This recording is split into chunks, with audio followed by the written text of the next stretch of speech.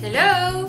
Aujourd'hui, je vais vous parler des panneaux de signalisation en Australie. Alors, ça peut paraître évident, on peut se dire que de toute façon on peut y arriver tout seul, mais en Australie, vous allez voir, il y a des panneaux. Si t'as pas cherché l'explication ou si on t'a pas expliqué, tu peux toujours courir. T'as une prune à la fin parce qu'il y aura un truc que t'auras pas capté. Alors on est d'accord, il y a certains panneaux qu'on pourra comprendre, c'est juste du bon sens et de la logique. Et un chouïa d'anglais. Du coup j'ai décidé de vous compiler les panneaux qui me paraissent difficiles à comprendre ou peut-être faisables mais t'es pas sûr. Et franchement ça vaut vraiment le coup de savoir quoi faire avec ces panneaux. Bon, juste vite fait, on est d'accord, évidemment en Australie on conduit à gauche puisqu'ils font toujours partie du Royaume-Uni, enfin du Commonwealth. Et vous allez aussi découvrir que les routes en Australie et la notion de route, de rue, d'avenue, de chemin est une notion qui, je pense, n'est pas encore bien acquise chez les Australiens. Tout simplement parce qu'il va être hyper facile de voir écrit sur ton GPS que tu vas sur une avenue et quand tu arrives dans l'avenue, tu as l'impression d'être dans une petite rue, voire une impasse, mais que la rue ressemblera à une avenue, voire à une 4 voies. L'autre possibilité aussi, c'est que tu es hors d'une grosse ville, il y a écrit avenue ou rue et en fait tu te retrouves sur une rue non goudronnée, en sable ou en terre et avec potentiellement des bosses tout le long parce qu'il y a tellement de vent que ça fait des micro-bosses. Du coup ça fait tout le long. Mais aussi le besoin de stipuler que c'est goudronné ou non n'est pas toujours existant. Du coup c'est quand même sympa d'avoir une bonne voiture. Mais bon, on va s'attarder sur les villes et sur les panneaux. Et si vous voulez, conduire en Australie peut être l'objet d'une autre vidéo. Dites-le moi en commentaire. Le premier panneau, c'est celui-ci. Alors oui, puisque en France, quand il y a un feu rouge, tu n'as pas le droit de tourner ou de continuer, tu t'arrêtes au feu rouge. Mais en Australie, quand il y a ce panneau-ci, tu as le droit. Alors potentiellement il faut que tu t'arrêtes, il y en aura d'autres où tu n'as même pas besoin de t'arrêter, il faut juste que tu regardes s'il y a une voiture qui arrive, mais tu as le droit de continuer. Je dirais même plus, c'est pas que tu as le droit, tu te dois de continuer et de t'arrêter et de repartir. Mais surtout, de ne pas attendre que le feu passe au vert. L'autre panneau, c'est celui-ci. Alors ça peut vous paraître bizarre qu'il y ait un panneau qui dise qu'il faut laisser la priorité aux piétons. Mais ici, soit tu as ça, avec les bandes zébrées, et là, ça veut dire que les voitures sont obligées de s'arrêter pour laisser passer les passants. Mais si tu as ça, il y a beau avoir un marquage, une différence au niveau du trottoir qui permet aux passants de comprendre que c'est là qu'il faut qu'ils passent, les voitures ne doivent pas s'arrêter. Donc c'est là que les piétons doivent traverser, mais les voitures ne doivent pas s'arrêter. S'il y a les flics, potentiellement, la voiture va se prendre une amende. Du coup, ce panneau a une logique puisque on en aura besoin pour savoir que là tu es obligé de t'arrêter. Alors on passe à un panneau assez sympatoche, celui-ci. Les Australiens adorent sur leur panneau écrire 36 000 informations, sauf que quand tu conduis, c'est assez complexe de tout lire. Je vous rassure, au bout de quelques mois, on commence à se faire à l'idée, on sait comment ça fonctionne, tu regardes plus. En gros, il y a de grandes chances que dans cette zone-ci, tu puisses en général conduire à 50 ou 60 km/h. Sauf de 8h à 9h30 du matin et de 2h30 à 4h de l'après-midi pendant les jours d'école où là tu devras rouler à 40. Alors soit tu fais comme certaines personnes qui roulent tout le temps à 40 km/h puisque tu n'as pas forcément le temps de lire si tu veux pas avoir l'air d'une tortue de t'arrêter en plein milieu de la route pour voir les horaires, mais ce qui personnellement a le don de m'agacer, soit tu apprends à lire ces panneaux. Mais celui-ci est loin d'être le plus compliqué à lire quand tu es en train de conduire. Ce panneau est pas mal dans son genre aussi. Alors, qu'est-ce qui est important? La couleur. Qui dit rouge dit qu'il y a 99% de chances que ça veut dire que vous n'avez pas le droit de stationner. La flèche, pour dire de quel côté de ce panneau le panneau s'applique. Les horaires et les jours. Donc, c'est une zone de livraison. C'est rouge, donc vous n'aurez pas le droit de vous garer. Mais quand? Vous n'aurez pas le droit de vous garer ici.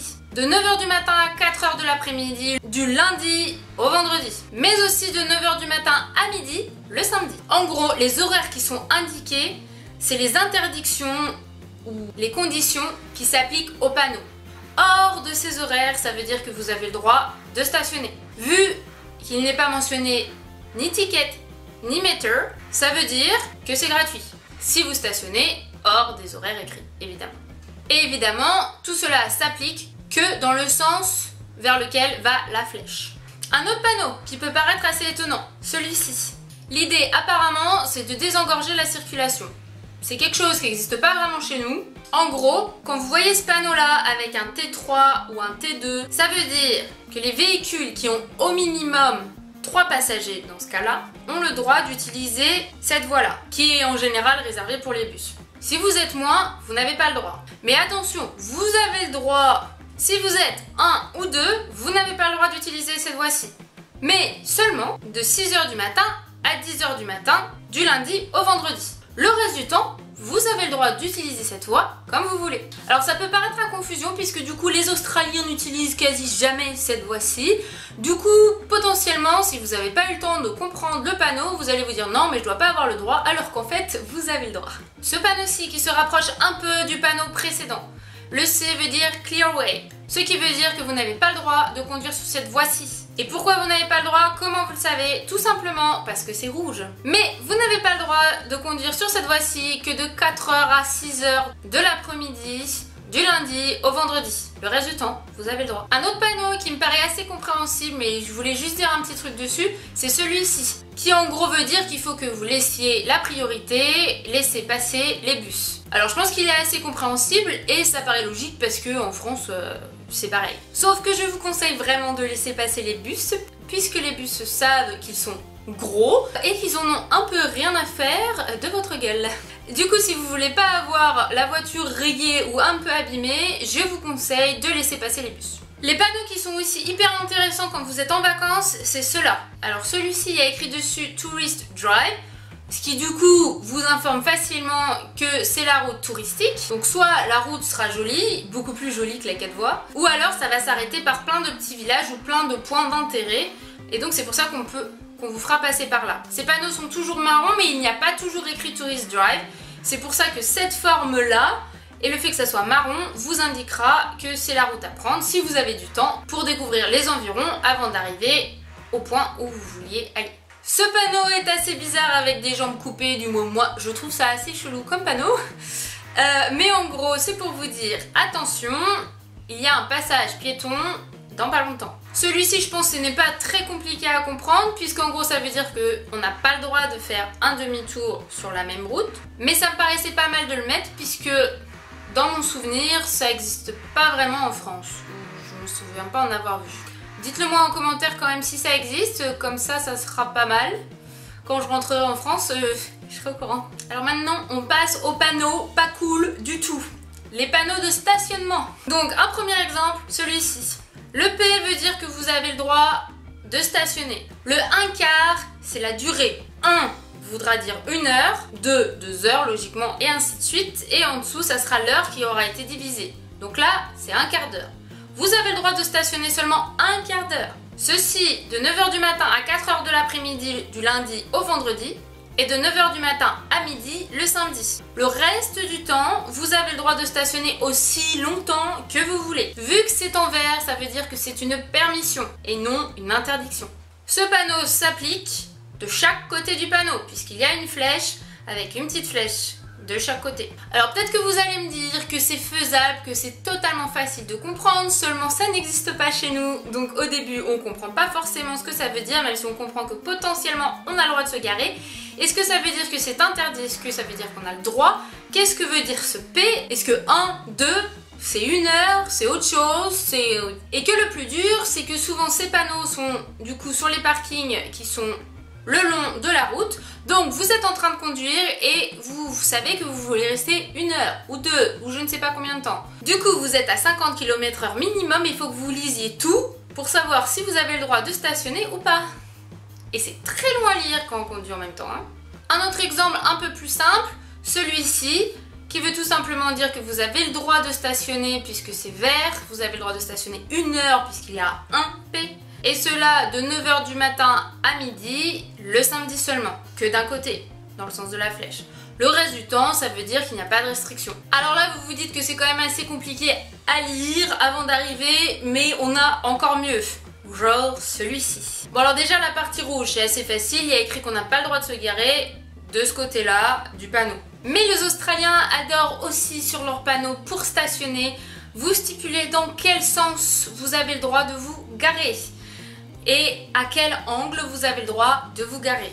Concrètement, ils vont vous dire si vous devez avoir le cul sur le bord du trottoir ou à l'inverse, s'il faut que vous vous gariez à 45 degrés ou à angle droit et tout ça est stipulé, si vous ne le faites pas et qu'il n'y a pas de marquage au sol, donc vous dites vous pouvez faire à peu près ce que vous voulez, s'il y a des flics qui passent, c'est amende. Donc sur ce panneau là, d'un côté vous n'avez pas le droit de vous garer et de l'autre côté, vous avez le droit de rester 1 heure de 9 h du matin à 6 h du soir. Il n'y a pas de jour de stipulé, donc ça veut dire que c'est tous les jours comme ça. Et donc après on a le côté sympa écrit juste au-dessus. Ça veut dire que votre voiture doit être garée à 45 degrés par rapport au muret ou au bord. Et que le devant de la voiture doit être collé au rebord d'en face. En gros, vous ressortirez de votre place en marche arrière. Et dernière information, seulement les véhicules en dessous de 6 mètres ont le droit de se garer ici. Alors 6 mètres, on est d'accord que c'est long, mais ici il y a quand même beaucoup de voitures qui se promènent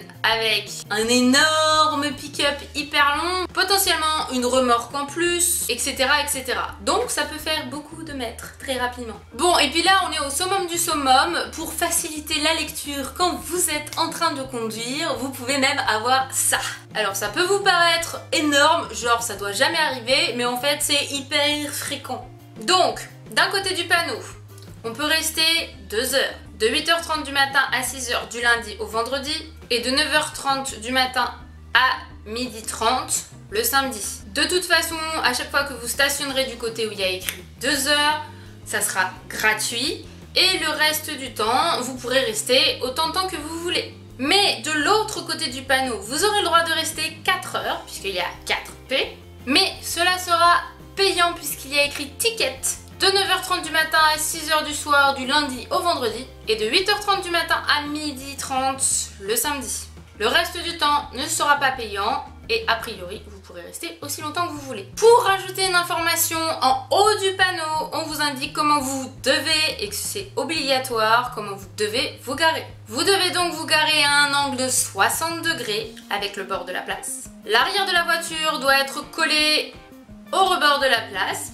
En gros, vous repartirez en marche avant et votre véhicule doit faire en dessous de 6 mètres de long. On repart pour le dernier panneau, le panneau un peu plus simple, celui-ci. Parce que je pense que quand on ne connaît pas, on peut se dire S, ça veut dire quoi? On est toujours sur le principe de stationnement, ça veut tout simplement dire S comme stop. Et ça veut dire que vous n'avez le droit de vous garer absolument pas, ni d'un côté ni de l'autre, puisque la flèche indique les deux sens. Alors évidemment, il y a plein d'autres panneaux hyper connus comme celui-ci, celui-ci, celui-ci, celui-ci, celui-ci, celui-ci. Mais je pense que vous n'avez absolument pas besoin de moi pour comprendre ces panneaux. J'espère que ma vidéo n'est pas parue un peu trop barbare. J'avoue que ça faisait un petit peu scolaire, mais en même temps, sachant qu'au bout de quelques mois, je me suis pris une amende, surtout par rapport au parking, parce que je ne comprenais pas et je me disais oh ça doit pas être bien sorcier, de toute façon j'essaierai de comprendre plus tard. Et que ici il faut savoir quand même que si vous êtes mal garé, les commerçants ou les passants auront aucun problème à appeler le policier d'à côté pour lui dire que vous n'êtes pas bien garé. Donc les amendes tombent très facilement et très vite. Et ces panneaux me paraissent vraiment pas facile à comprendre. Donc une fois que vous avez eu une amende et que vous avez eu des explications, je peux vous dire que vous les comprenez très bien. En tout cas, vous êtes parés pour aller sur les routes d'Australie. Sinon, hormis ces panneaux, il y a des panneaux que je kiffe vraiment, genre le panneau attention aux cyclistes qui est marrant, ou avoir un panneau attention wombat, ou ce genre de choses qu'on ne voit absolument jamais en France. Si vous en avez certains que vous kiffez, dites-le moi en commentaire. Ou si vous vivez ailleurs et que vous avez des types de panneaux hyper marrants, dites-le moi. En attendant, j'espère vous avoir aidé pour mieux conduire sur les routes australiennes et je vous dis à la prochaine vidéo. Bye bye!